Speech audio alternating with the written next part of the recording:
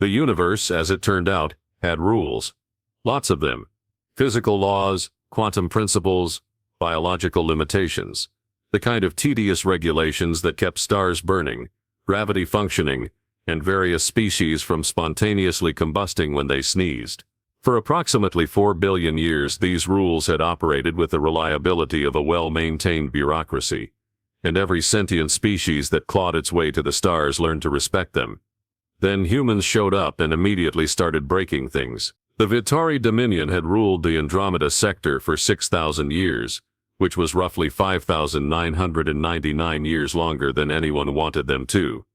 They were, by every measurable standard, the galaxy's premier nightmare fuel. 8 feet tall, 4 arms, skin like obsidian plate armor, and a cultural philosophy best summarized as might makes right, and we have all the might, so kindly shut up. Their military academies taught 17 different styles of combat, each more lethal than the last, and their warriors underwent biological modifications that made them living weapons. But their actual weapons, those were something else entirely. The Essence Blades represented the pinnacle of Vh'tari technological achievement, though calling them technology was like calling a hurricane a light breeze with ambition. Forged in neural furnaces and bonded with living crystal matrices, each blade was a masterwork of bioengineering that interfaced directly with Vh'tari nervous systems. The weapon and wielder became one, operating with a kind of synchronicity that made quantum entanglement look like a failed group project. The blades were supposedly sentient or semi-sentient, or pseudo-sentient. The xenobiologists couldn't agree on the terminology, mostly because studying them required being within arm's reach of a Vh'tari warrior, which had the same life expectancy as juggling antimatter. What everyone did agree on was that the weapons were absolutely categorically impossibly restricted to Vh'tari physiology. The neural interface required a specific crystalline structure in the nervous system that only Vh'tari possessed. Any other species attempting to wield one would experience catastrophic neural feedback resulting in immediate liquefaction of all soft tissues. It was, the scientific community assured everyone, as fundamental a law as gravity. The Battle of Proxima Reach changed several things simultaneously. It ended the Vh'tari's 3-year campaign into human territory. It resulted in the destruction of an entire Vh'tari warfleet, and it produced the galaxy's first recorded instance of humans capturing a Vh'tari Essence Blade intact, which happened when a particularly enthusiastic naval officer shot the wielder before he could complete his dramatic pre-battle monologue. The Galactic Scientific Collective lost their collective minds. 17 research institutions immediately filed requests to study the weapon. The Vh'tari Dominion issued formal demands for its return, along with several informal threats involving words that didn't translate well but definitely involved dismemberment. Human military command, displaying the kind of bureaucratic genius that had won them the war, decided to transport the blade to a secure research facility and let the academic types figure out what to do with it. They assigned the transport duty to a corporal from the engineering corps, who had survived the battle by being too busy fixing a malfunctioning coolant system to notice the fighting happening 3 decks above. The corporal in question, a wiry individual with the kind of face that suggested a lifetime of fixing other people's mistakes and being underappreciated for it, received the assignment with the enthusiasm typically reserved for volunteering to clean the reactor cores. The briefing officer, a lieutenant with impressively shiny boots in the bearing of someone who had never actually been shot at, explained the situation with the kind of condescending clarity usually reserved for explaining basic arithmetic to particularly slow children. This weapon, the lieutenant said, gesturing at the sealed containment unit with the reverence typically reserved for religious artifacts, represents one of the most dangerous objects in known space. The Vh'tari consider them sacred. The scientific community considers them priceless. Command considers them a potential intelligence asset. You will consider them a package that needs to arrive at Research Station 14 intact and uncontaminated. The corporal nodded, suppressing the urge to point out that they shipped antimatter cores on Tuesday afternoons without this much dramatic fanfare. Under no circumstances, the lieutenant continued, should you open the containment unit, the neural feedback from proximity alone could cause permanent brain damage. Direct contact would be fatal. The Vh'tari nervous system operates on principles that human biology simply cannot replicate. Is this understood? Crystal clear, sir. Don't touch the murder knife. The lieutenant's expression suggested this response wasn't quite the level of gravitas he was hoping for, but he pressed on. The transport ship is automated. The route is secure. This should be a routine assignment. Questions? Just one. If it's so dangerous, why not just ship it in a drone? The Vh'tari have been known to attack automated transports. Human presence provides diplomatic immunity under the Proxima Accords. They won't risk an interstellar incident over attacking a ship to get their fancy letter opener back. Got it. The lieutenant's jaw tightened. This is not a joke, Corporal. The Essence Blades are bonded to their wielders through quantum biological processes we barely understand. The weapon you're transporting was carried by a Vh'tari war champion for 40 years. It has a kill count in the thousands. It is, by every measure we possess, alive and extremely hostile to anyone who isn't Vh'tari. Sir, with respect, I'm from Earth. I've seen what people do with kitchen knives in the wrong neighborhood. I think I can handle not touching a glowing sword. The briefing ended shortly after that, with the lieutenant muttering something about typical enlisted attitude and the corporal wondering, not for the first time, why the military insisted on making everything dramatically complicated. The containment unit looked like someone had crossbred a coffin, with a high-security safe, and added enough warning labels to wallpaper a small station. Biohazard symbols competed with radiation warnings, neural hazard notices, and several labels in languages the corporal didn't recognize but assumed roughly translated to seriously, don't be an idiot. Inside, visible through the transparent aluminum viewing port, the Essence Blade rested on magnetic suspension fields. It looked like someone had convinced a lightning bolt to hold still long enough to be forged into a weapon. The blade itself was approximately 3 feet long, crystalline, and emanated a soft blue luminescence that pulsed with unsettling regularity. The hilt was wrapped in what appeared to be organic material, studded with neural interface nodes, that still glistened with whatever biological medium the Vh'tari used to bond with their weapons. It was, the corporal admitted privately, actually pretty impressive. In a terrifying, probably cursed, definitely over-engineered kind of way. The transport ship was a standard cargo runner, 1 pilot compartment, 1 cargo bay. Enough engine to get from point A to point B without excessive dawdling, and absolutely no personality whatsoever. Military efficiency at its finest. The corporal loaded the containment unit, ran through the pre-flight checklist, with the kind of methodical boredom that came from doing the same task approximately 600 times, and engaged the autopilot. 6 hours to research station 14. Nothing to do but sit, wait, and try not to think about the deadly alien artifact sitting 12 feet behind the pilot's chair.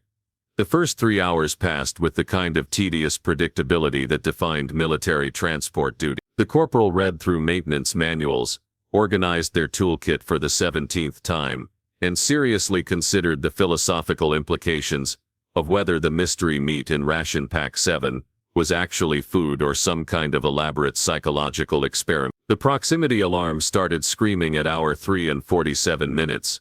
3 ships, definitely not human, definitely not friendly, dropping out of FTL directly in the transport's path. The tactical display identified them as Zenithii raiders, mercenaries, pirates, scavengers, the kind of opportunistic parasites that haunted shipping lanes, looking for easy targets. The comm system crackled. Human vessel, cut your engines, prepare for boarding. Surrender your cargo and you will not be harmed. The corporal stared at the tactical display, then at the comm panel, then at the containment unit sitting in the cargo bay. Well, they muttered, reaching for the emergency maneuvering controls. This is going to be tedious. The thing about military training was that it prepared individuals for approximately 70% of possible scenarios, then shrugged and wished them luck with the remaining 30. The current situation, 3 hostile ships demanding surrender, while the corporal piloted a cargo runner with all the combat capability of a particularly aggressive sandwich, fell squarely into that 30% category. The corporal killed the autopilot and dove the transport into a banking roll that made the structural integrity monitors start complaining loudly. Physics, as always, had opinions about sudden directional changes, and those opinions manifested as several loose tools clattering across the deck plating. Human vessel, you are making this difficult. Yeah, well, that's kind of the point, the corporal muttered, throwing the ship into another evasive maneuver that would have made their flight instructor weep. The Zenithese ships were faster, better armed, and crewed by people who actually knew what they were doing. This wasn't going to be a dramatic escape. This was going to be a very short demonstration of why cargo runners didn't pick fights with actual combat vessels. The first impact rocked the transport hard enough to knock out the portside maneuvering thruster. The second impact took out the communication array in a spectacular shower of sparks that definitely violated several safety regulations. The third impact breached the cargo bay. Emergency bulkheads slammed shut automatically, which was great for preserving atmospheric integrity and terrible for the corporal's continued survival, because it meant the only remaining pressurized section of the ship was the pilot compartment, which measured approximately 8 feet by 6 feet, and contained nothing useful for fighting off armed boarders, except a fire extinguisher and some extremely harsh language. The sound of cutting equipment echoed through the hull. The Zenithese were breaching the pilot compartment door, because apparently they took cargo raiding very seriously. The corporal looked around the tiny space with the dawning realization that this situation had transitioned from bad to personally catastrophic, with impressive speed. The emergency locker contained one pressure suit, one medikit, one emergency beacon that wouldn't do any good because help was 6 hours away, and one sidearm with enough ammunition to annoy exactly 4 raiders before becoming an expensive paperweight. The cutting equipment burned through another inch of reinforced door. Right, the corporal said to nobody in particular. Plan B it is. Plan B involved overriding the emergency bulkhead, running into the depressurizing cargo bay without a pressure suit, and hoping the Zenithese were surprised enough by this display of aggressive stupidity to hesitate for approximately 5 seconds. It was not by any reasonable standard a good plan. It was barely a plan at all. It was more of a desperate action that might delay the inevitable with delusions of adequacy. The bulkhead override required a command code, a fingerprint scan, and approximately 15 seconds. The corporal definitely didn't have. The cutting equipment was through the door. The corporal could see the glowing edge of the plasma torch starting its work on the inner seal. The emergency manual override, however, just required yanking a lever that every safety inspector in human space would have had strong opinions about. The corporal yanked the lever. The bulkhead opened with a hydraulic hiss, and the corporal stumbled into the cargo bay, which was currently venting atmosphere through a 3-foot hole in the hull, with the kind of enthusiasm usually reserved for really aggressive exhaust fan. The pressure differential was trying very hard to introduce the corporal to the vacuum of space through involuntary high-speed exit. The containment unit had shifted during the impacts, magnetic clamps straining against forces they were never designed to handle. Warning lights strobed across its surface. One corner had cracked where it had slammed into a support beam, and through that crack, the corporal could see the Essence Blade's blue luminescence pulsing faster, brighter, like a heartbeat responding to danger. The Zenithese breached the pilot compartment, 4 raiders in combat armor, weapons raised, moving with the practiced efficiency of people who did this for a living. They spotted the corporal immediately, saw someone without a weapon standing in a depressurizing cargo bay, and probably thought this would be the easiest payday of their careers. The lead raider raised their weapon. The corporal grabbed the nearest solid object for support, as the last of the atmosphere screamed out through the hull breach. The nearest solid object was the Essence Blade's hilt, protruding through the cracked containment unit. Every scientific paper written about Essence Blades agreed on exactly one thing: physical contact with an unbonded blade, by a non-Vh'tari organism, would result in immediate catastrophic neural feedback. The crystalline neural interface would attempt to synchronize with an incompatible nervous system. The biological rejection would cascade through every nerve cluster simultaneously, and the resulting cellular breakdown would be messy and extremely educational for anyone studying xenobiology from a safe distance. The corporal's hand closed around the hilt.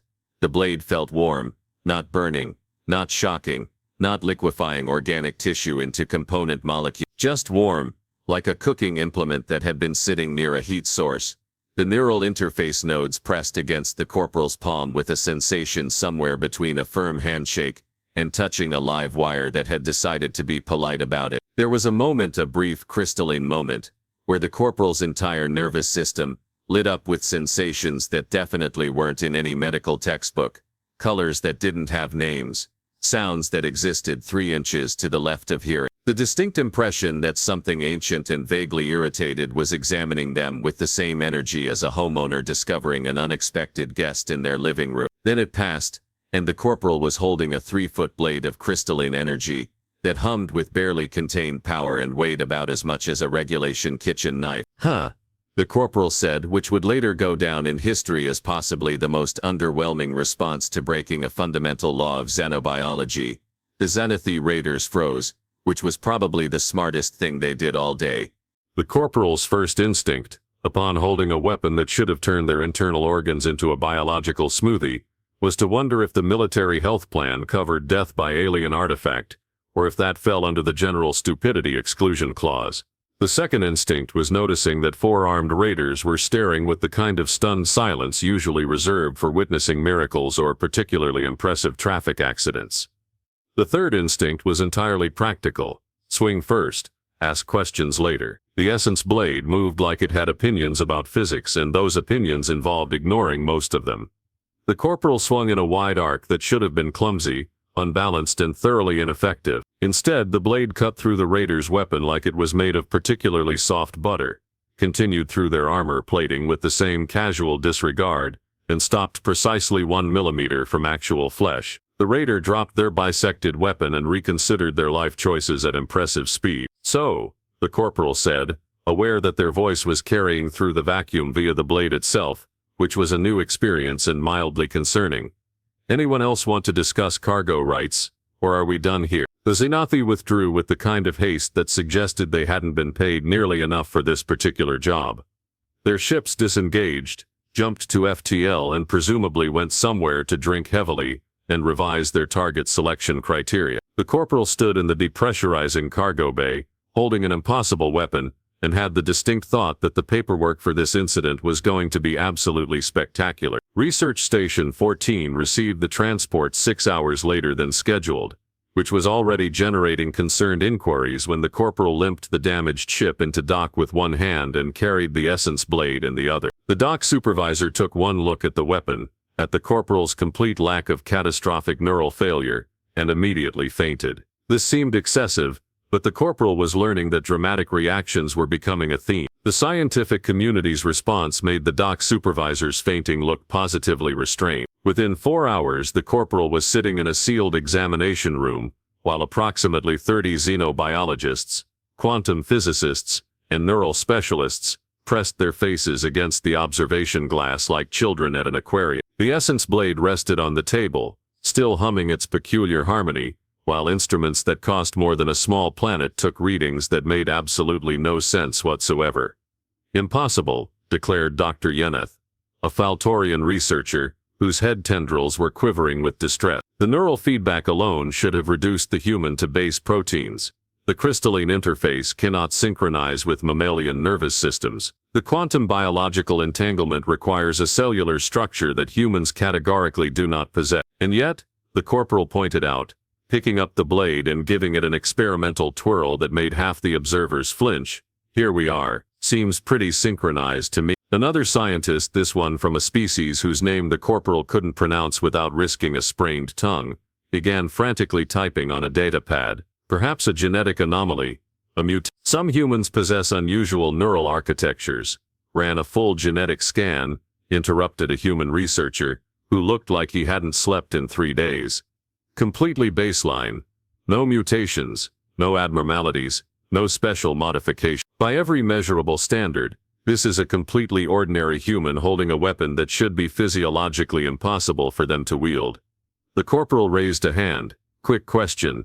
Does this mean I'm keeping it? Because honestly, it's growing on me. Opens ration packs like a dream." The observation room erupted into 6 different languages simultaneously, arguing about whether that statement was a joke or represented some fundamental misunderstanding of the artifact's significance. News traveled fast in the galactic community, particularly news that violated established scientific principles. Within 2 days, every major news network was running the story. Within a week, the footage of the corporal casually demonstrating the blade's capabilities, including cutting through reinforced hull plating, deflecting plasma bolts, and in one particularly viral clip, opening a stuck door, had been viewed approximately 4 billion times. The Vh'tari Dominion's response arrived with all the diplomatic subtlety of a collapsing star. The transmission was broadcast on every available channel, featuring a Vh'tari commander, whose forearms were crossed in what was presumably their version of extreme displeasure. The human desecrates a sacred weapon of the Dominion. This violation demands immediate restitution, return the Essence Blade, or face the consequences of your theft. Human military command, displaying the kind of diplomatic finesse that had gotten them through 7 interstellar incidents without starting a war, responded with, "The blade was captured in legitimate military action. Also, your guy started." Furthermore, possession is 9/10 of galactic law, and we currently possess one extremely sharp letter opener. The Galactic Council attempted to mediate, which resulted in a 6-hour session where representatives from 40 species proposed increasingly elaborate theories about how a human could possibly wield a Vh'tari weapon. The theories ranged from quantum probability fluctuation to mass hallucination to one particularly creative suggestion involving alternate dimensions and a filing error in the universal code. Nobody suggested the obvious answer: maybe the weapon wasn't as picky as everyone thought. The corporal got summoned to demonstrate before the full council, which turned out to be as tedious as it sounded. The council chambers were designed to accommodate every species in the galactic community, which meant the architecture looked like someone had asked 40 different civilizations to design a building and then built all their suggestions simultaneously. The result was impressive, confusing, and violated several laws of interior decorating. The demonstration area was a reinforced platform surrounded by energy shields, sensor equipment, and enough safety protocols to protect everyone if the humans suddenly exploded in a shower of neural feedback. The corporal stood in the center, holding the Essence Blade, while representatives from species the corporal had never heard of whispered amongst themselves in languages that sounded like everything from musical instruments to malfunctioning machinery. "Proceed with the demonstration," intoned the council arbiter, a being whose species had mastered bureaucracy to the point of elevating it to an art form. The corporal shrugged and ran through a basic combat sequence. Nothing fancy, just the standard movements from training, adapted for a blade that responded to intention as much as physical motion. The Essence Blade flowed through the forms with unsettling grace, leaving trails of blue luminescence in the air. The council representatives watched with expressions ranging from fascination to existential horror. "The human treats the sacred weapon like a common tool," hissed a Vh'tari observer from the diplomatic delegation. "Yeah," the corporal agreed, "pretty much. It's a good tool though. Balanced, responsive, doesn't require much maintenance. Bit flashy for my taste, but you can't have everything." A ripple of shock went through the chamber. Apparently comparing an Essence Blade to workshop equipment was not winning diplomatic points. Yeneth approached the platform's edge, head tendrils drooping in confusion. "But how? The neural interface should reject you. The weapon should resist incompatible wielders. Every test we have conducted confirms this principle." The corporal looked at the blade, then at the assembled scientist. "Did you ever actually test it with humans? Or did you just assume it wouldn't work because your equations said so?" The silence that followed suggested that perhaps, possibly, the entire scientific community had skipped that particular experiment. "The human makes an unfortunately valid point," admitted another researcher. "The Essence Blades have never been tested with human subjects because the theoretical models indicated certain fatality. We extrapolated from the models rather than empirical tests." "So you're saying," the corporal said slowly, "that nobody actually tried because you were all really sure it wouldn't work?" More silence. Uncomfortable, embarrassed silence. "That seems like a significant oversight in the scientific method," the corporal observed. The council session devolved into approximately 3 hours of various species, arguing about experimental protocols, theoretical frameworks, and whether it was scientifically valid to declare something impossible without actually testing it first. The corporal sat on the edge of the demonstration platform, the Essence Blade resting across their knees, and contemplated the strange reality where the galaxy's greatest minds were having a collective crisis because someone had picked up a weapon without reading the warning label first. The Vh'tari arrived exactly 3 days after the council demonstration, which was either impressively fast diplomatic response time, or they'd already been en route, and just waited for a dramatic moment. Given what the corporal had learned about Vh'tari culture, which emphasized honor, combat prowess, and theatrical entrances, the latter seemed more likely. Their delegation consisted of 12 warriors in full ceremonial armor that looked like someone had convinced obsidian to grow spikes and glow ominously. At their center stood a figure who made the others look small by comparison, which was concerning given that small still meant 8 feet of armored muscle with 4 arms and presumably several very strong opinions about humans handling their sacred artifact. The Vh'tari champion's name translated to something like "he who breaks mountains with his face," or possibly "extremely aggressive geological feature," depending on which linguist was handling the translation software. The corporal privately decided to go with big guy and avoid the whole linguistic mess entirely. Human. The champion's voice resonated through the council chambers like someone had given a thunderstorm of vocabulary. You hold what is not yours. You wield what you cannot comprehend. You dishonor the Essence Blade with your ignorance, and your species' typical disregard for that which is sacred. The corporal stood, the Essence Blade held loosely in one hand. That's a lot of words for "give it back." Several council representatives made sounds suggesting they felt this response lacked appropriate diplomatic nuance. The Vh'tari delegation's reactions suggested they agreed, though their version of lacks nuance involved reaching for weapons and making the kind of aggressive body language that transcended cultural barriers. You mock what you do not understand, the champion continued. The Essence Blades are bound to our kind through bloodlines that stretch back millennia. They are forged in neural fires, bonded through trials that would destroy lesser species. They are not tools, they are extensions of Vh'tari will, Vh'tari strength, Vh'tari destiny. Sure, the corporal said. They're also pretty good at opening stuck doors. Very versatile. The champion's 4 hands clenched into fists. I challenge you, human. Single combat. If you somehow prevail, the Dominion will recognize your right to carry the blade. When you fall, as you must, we reclaim what is ours, and your species learns the price of disrespect.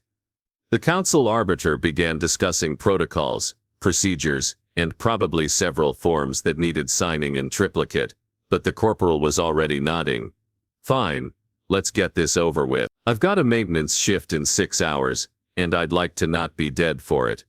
The combat arena was hastily prepared in a space designed for ceremonial demonstrations, rather than actual fighting, which meant it had excellent viewing angles and absolutely no useful cover. Perfect for a fight that was probably going to be short, brutal and educational about why humans shouldn't antagonize 8-foot warrior A. The Vh'tari champion entered the arena carrying his own Essence Blade, which pulsed with deep red luminescence, and radiated the kind of barely contained aggression that suggested it had thoroughly enjoyed its previous several thousand kills. He moved through a preparatory sequence that was part martial kata, part intimidation display, and entirely effective at demonstrating exactly how outmatched the corporal was. The corporal did some basic stretches and tried to remember if the will was up to date. You face a weapon master of the Dominion, the champion announced, his blade singing through the air in patterns that left after images. I have trained for 60 years. I have bonded with my blade since I was deemed worthy at the age of maturity. We are one mind, one purpose, one instrument of perfect destruction. Cool, the corporal said. I've been holding mine for like a week and mostly used it to pry open crates. The champion's expression suggested this was not the response he'd anticipated. He shifted into a combat stance that probably had a name involving lots of syllables and concepts about honor. The corporal just held the blade ready and tried to remember the basic principles of not dying immediately. The champion struck first, because apparently waiting for the opponent to be ready was beneath Vh'tari combat doctrine. His blade came down in an overhead strike that should have ended the fight in one blow, backed by 4 arms worth of strength and 60 years of training. The corporal sidestepped, which was less about skill and more about basic survival instincts, screaming very loudly about not being where the giant glowing sword was aiming. The Essence Blade moved almost on its own, intercepting the champion's strike with a collision that sent sparks of blue and red energy cascading across the arena floor. You move like an amateur, the champion growled, pressing the attack with a combination that involved all 4 arms, and enough blade work to make the watching crowd collectively hold their breath. Yeah, well, I am an amateur, the corporal grunted, blocking, dodging and generally trying to avoid the increasingly creative ways the champion was attempting to separate their head from their shoulders. I fix engines for a living. Sword fighting wasn't really in the training manual. The champion's blade work was poetry written in violence, each strike flowing into the next with the precision of someone who'd spent decades perfecting the art of combat. The corporal's technique was less poetry and more frantic improvisation, written by someone who'd learned fighting from bar brawls and emergency situations. And somehow, impossibly, the corporal wasn't losing. Every time the champion's blade came close, the corporal's weapon was there to intercept. Every combination that should have created an opening instead met resistance. The essence blade moved with the corporal, compensating for inexperience with something that felt like instinct, or possibly really aggressive suggestions about where to position the weapon. The champion's strikes became faster, more aggressive. His blade sang through attack patterns that had probably ended hundreds of duels. The corporal met each one with blocks that were technically correct but completely lacking in style, grace, or anything resembling proper form. "You dishonor the blade," the champion snarled, his red weapon leaving trails of energy through the air. "You treat it as a blunt instrument. You have no technique, no understanding, no respect for the art of combat." "Actually," the corporal said, ducking under a strike that would have decapitated someone less committed to keeping their head attached, "I'm treating it like a really sharp piece of metal that doesn't want me to die.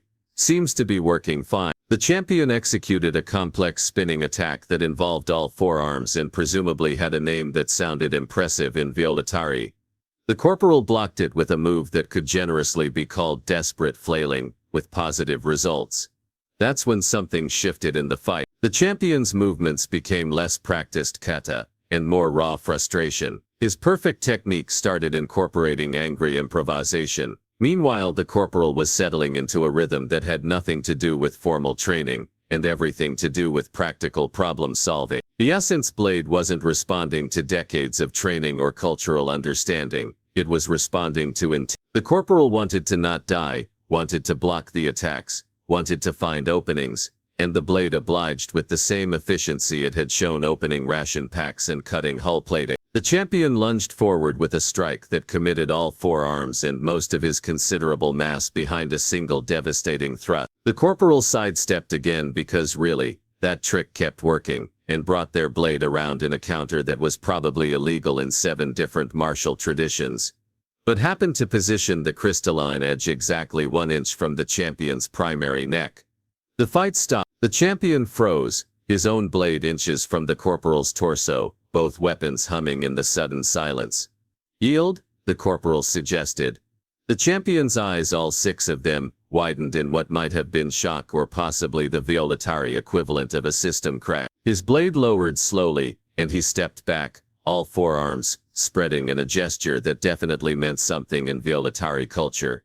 "Impossible," he said quietly. "You have no bond, no training, no understanding of the blade's true nature." The corporal lowered their weapon and considered the question. The entire council chamber was silent, waiting for an explanation that would reconcile what they'd witnessed with everything they understood about essence blades and their requirements.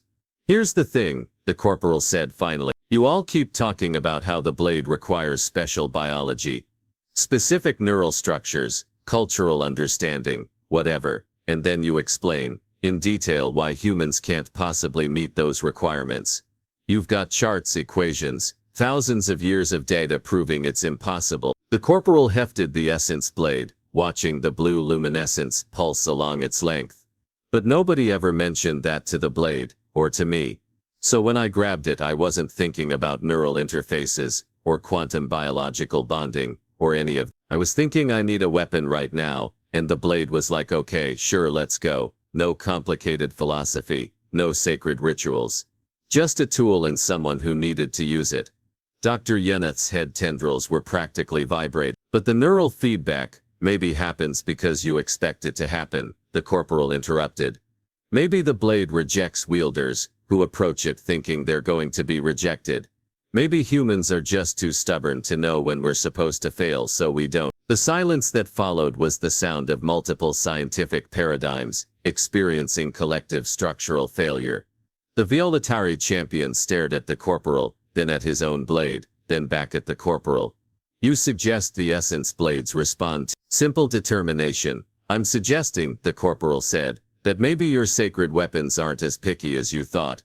Maybe they just want someone to actually use them, instead of treating them like mystical artifacts that require 3 hours of meditation and a sacred bloodline to pick up. Another Wielded warrior stepped forward, his blade held cautiously. The human speaks heresy. The blades have chosen the Vh'tari for millennia, or the corporal countered. The Vh'tari were the only ones who ever tried, because everyone else believed they could. Self-fulfilling prophecy on a galactic scale. The council chambers erupted into debate that would probably continue for months. Species arguing about belief versus biology, cultural significance versus practical application, sacred tradition versus the stubborn human habit of ignoring rules they found inconvenient.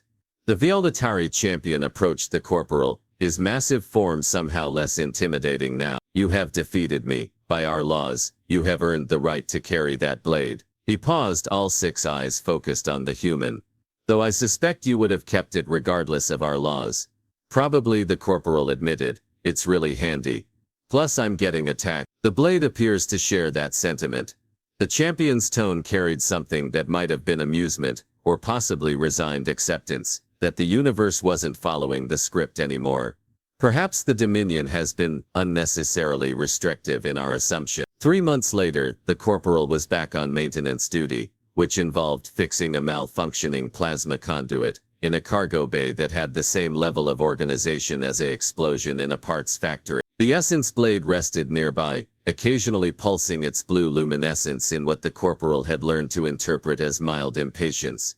Yeah, I know, the corporal muttered, reaching for a sonic wrench.